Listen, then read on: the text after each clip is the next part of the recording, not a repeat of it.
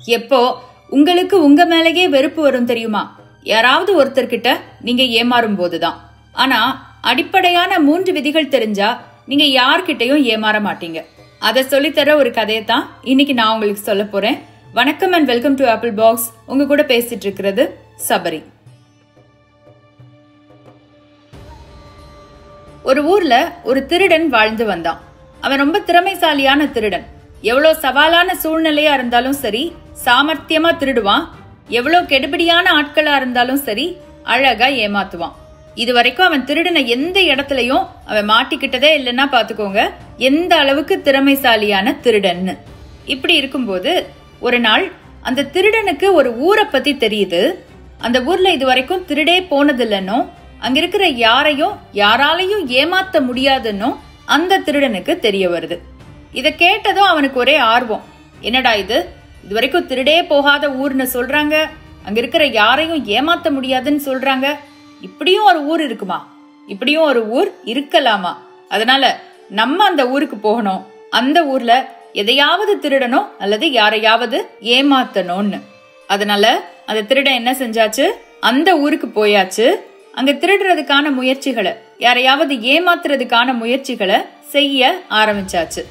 ஆனா ஏமாத்த போன திருடனுக்கு ஏமாற்றம் கிடைச்சதுதான் மிச்சம். அந்த திருடனால அந்த ஊர்ல திருடவும் முடியல, அங்க இருக்கிற யாரையும் ஏமாத்தவும் முடியல.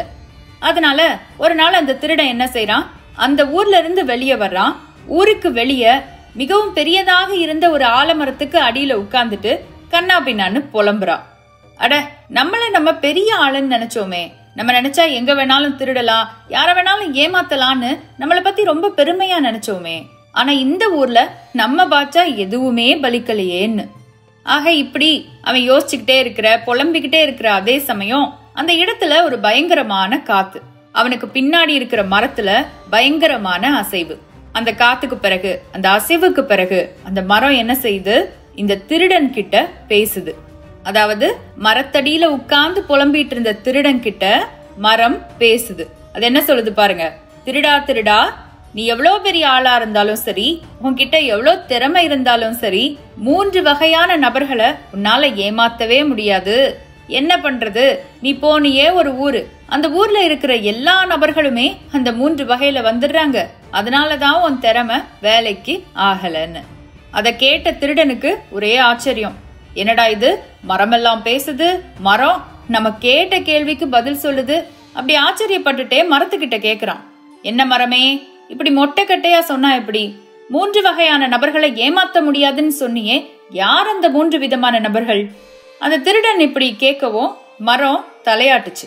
அவன் கேட்ட கேள்விக்கு பதில் சொல்ல ஒத்துக்குச்சு. ஆனா அதுக்கு முன்னாடி அந்த திருடனுக்கு 3 வேலைகள் கொடுத்துச்சு.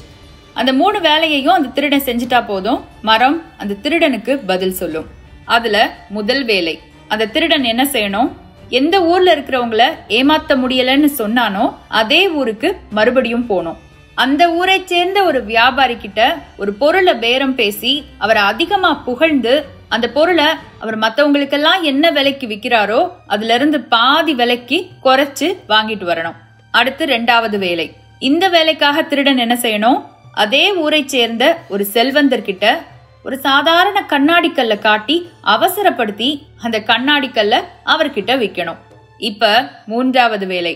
இந்த வேலைக்காக அந்த திருடன் என்ன செய்யணும், அதே ஊரை சேர்ந்த ஒரு நபர்கிட்ட, அதுவும் ஏதோ ஒரு துரோகத்தால, ஒரு உறவு பிரிவுனால மிகுந்த வருத்தத்துல இருக்கக்கூடிய ஒரு நபர்கிட்ட நட்பை உருவாக்கணும்.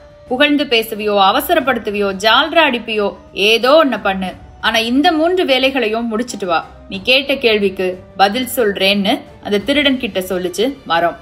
திருடனும் அதுக்கு சம்மதிச்சான். அந்த மரம் சொல்ற 3 வேலைகளையும் முடிச்சு தன் கேள்விக்கு பதில் பெறணும்னு முடிவு செஞ்சான்.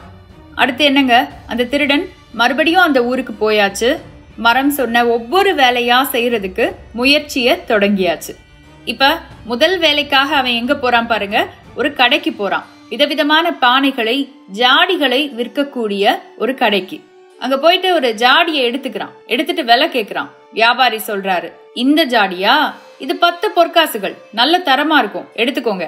திருடன் பேரம் பேசுறான், அவரை என்னெல்லாமோ புகழ்றான். ஆனா வியாபாரி மடியவே இல்ல.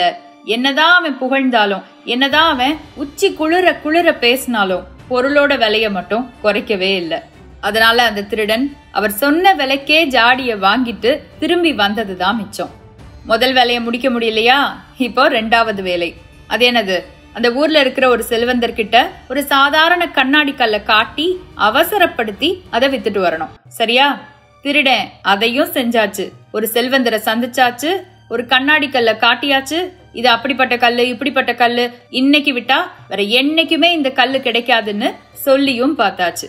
ஆனா அந்த செல்வந்தர் 1000 கேள்விகள் கேட்டாரே ஒழிய இவன் அவசரப்படுத்தின காரணத்துக்காக எல்லாம் அவர் அதை வாங்குறதா இல்ல. ஆக மரம் கொடுத்த ரெண்டாவது வேலையையும் அவனால முடிக்க முடியல. இப்ப மூன்றாவது வேலை அந்த திருடனை பொறுத்த வரைக்கும் கொஞ்சம் சுலபமான வேலை. அது என்ன வேலை? அதே ஊர்ல சமீபத்துல துரோகத்தை சந்திச்ச ஒரு நபரை இந்த திருடன் போய் சந்திச்சு அவர்கிட்ட நட்பு உருவாக்கணும் இல்லையா? அதேதான். அதே மாதிரி ஒரு ஆளை திருடன் போய் சந்திச்சாச்சு. அந்த நபர்கிட்ட பேச்சு கொடுத்து அவர் சோக கதையை கேட்டு அவருக்கு துரோகம் பண்ணவங்கள 2-3 திட்டு திட்டி நண்பனாகவும் பழகியாச்சு. ஆனா பாருங்க, என்னதான் இவன் ஒட்டுன்னு ஒட்ட முயற்சி செஞ்சாலும் அந்த நபர் மேலோட்டமா இவன் கிட்ட பழகுறாரே ஒழிய இதயத்துக்கு நெருக்கமாக இவனை கொண்டு போகல. 1 நாள் 2 நாள் இல்லங்க, தொடர்ந்து 2 மாதங்கள் இவன் முயற்சி செஞ்ச பிறகும் அந்த நபர் உள்ளார்ந்த நட்போடு இவன் கூட பழகல. ஆக மொத்தம் அந்த மரம் சொன்ன எந்த வேலையையும் இந்த திருடனால முடிக்க முடியல. திருடனுக்கு ரொம்ப வருத்தமா போச்சு. நேரா கிளம்புனான். மரத்துக்கிட்ட வந்தான். ஏ மரமே, நீ கொடுத்த வேலையெல்லாம் என்னால செய்ய முடியாது. நீ இஷ்டம்னா பதில் சொல்லு, இல்லன்னா நான் போறேன்னு கோவமா கத்துனா மரத்துக்கிட்டயே. இந்த இடத்துல அந்த மரம் பதில் சொல்லுச்சு. அட முட்டாளே, உன் கேள்விக்கான பதில வாய்மொழியா சொல்லாம நீயே புரிஞ்சுக்கணும்னு சொல்லிதானே உனக்கு 3 வேலை தந்தேன். இப்ப கூடவா உனக்கு புரியல? நிஜமாவே அந்த திருடனுக்கு இப்பவும் புரியலங்க. அதனால மரம் விளக்கம் சொல்லுச்சு. திருடா, எந்த 3 வகையான நபர்களை ஏமாத்த முடியாதுன்னு சொல்றேன் கேட்டுக்கோ. 1, எந்த சூழ்நிலையிலும் புகழ்ச்சிக்கு அடிமையாகாத நபர்களை ஏமாற்ற முடியாது.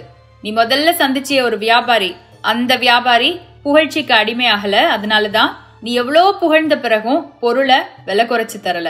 2, எந்த சூழ்நிலையிலையும் அவசரப்படாம நிதானமா செயல்படுறவங்கள, அதிகமாக கேள்வி கேட்கிறவங்கள யாராலையும் ஏமாத்த முடியாது. நீ 2வது சந்திச்சியே ஒரு செல்வந்தர், அந்த செல்வந்தர் கிட்ட நிதானம் இருந்தது. அந்த செல்வந்தர் உன்னை கேள்வி கேட்டாரு. அதனாலதான் நீ எவ்வளவு பரபரப்பு ஏற்படுத்தின பிறகும், எவ்வளவு அவசரப்படுத்தின பிறகும் அந்த கல்லை அவர் வாங்கிக்கல. 3, ஒரு துரோகத்தை சந்தித்த பிறகும், ஒரு உறவு முறிவை சந்தித்த பிறகும் தாம் மனசை ஆத்திக்கிறதுக்காக சட்டுன்னு இன்னொரு உறவை தேடாதவர்களை யாரும் ஏமாற்ற முடியாது. நீ இறுதியா சந்திச்சியே ஒரு நபர், அவர் அப்படிப்பட்டவர் தான். அதனாலதான் அவருக்கு துரோகம் பண்ணவங்களை பத்தி நீ என்னதான் குறை சொல்லி அவர் கூட சேர முயற்சித்தாலும் அவர் உன் கூட சேரவே இல்லை. புரியுதா திருடா? புகழ்ச்சிக்கு அடிமையாகாதவங்க, நிதானமா இருக்கிறவங்க, கேள்வி கேட்கிறவங்க, துரோகத்துக்கு பிறகு அல்லது உறவு முறிவுக்கு பிறகு உடனடியாக இன்னொரு உறவை தேடாதவங்க, இந்த 3 பேரையும் யாராலும் ஏமாற்ற முடியாது.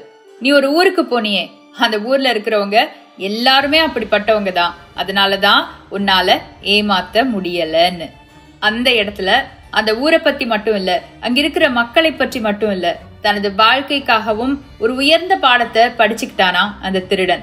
இன்னைக்கு இந்த கதையை கேட்டுட்டு இருக்கிற நீங்களும் விவரம் தெரியாம இந்த 3 தவறுகளையும் செஞ்சிருக்கலாம். உங்களையும் அறியாம புகழ்ச்சிக்கு அடிமையாகி ஏதாவது ஒன்றை இழந்திருக்கலாம். அவசரப்பட்டு நிதானம் இழந்து யார்கிட்டையாவது ஏமாந்திருக்கலாம்.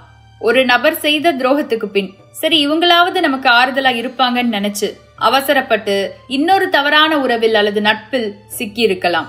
தயவு செஞ்சு ஞாபகம் வச்சுக்கோங்க, ஏமாத்துறவங்கள போய் ஏமாத்தாதன்னு அறிவுரை சொல்ல முடியாது. சொன்னாலும் திருந்த மாட்டாங்க. யார்கிட்டையும் ஏமாறாதபடிக்கு நம்ம தான் பாத்துக்கணும். அதுக்கு இந்த கதை உங்களுக்கு ஒரு பாடமா இருந்திருக்கும், ஒரு பெரிய வழியை சொல்லி கொடுத்திருக்கும்னு நினைக்கிறேன். இன்னொரு நாள் இன்னொரு கதையோட மறுபடியும் சந்திக்கலாம். அதுவரை உங்களிடமிருந்து விடைபெறுவது சபரி. நன்றி, வணக்கம்.